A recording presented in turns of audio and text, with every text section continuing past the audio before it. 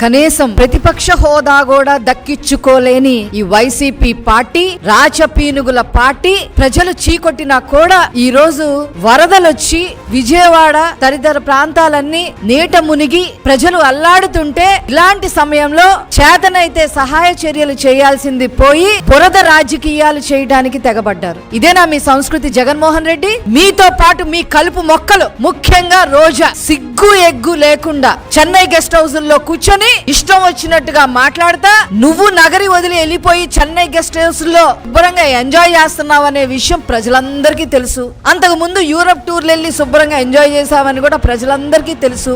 అప్పుడప్పుడు ఇక్కడికి వచ్చి లేనిపోని అన్ని మాట్లాడటానికి సిద్ధపడితే తస్మాత్ జాగ్రత్త. అన్నిటికీ మించి ఆడుదాం ఆంధ్ర 100 కోట్ల స్కామ్ రోజా కనుసన్నల్లోనే జరిగిందనే విషయం అందరికీ తెలుసు. చట్ట ప్రకారమే కటకటాలు లెక్క పెట్టాల్సిన పరిస్థితి వచ్చింది. ఖబర్దార్ రోజా.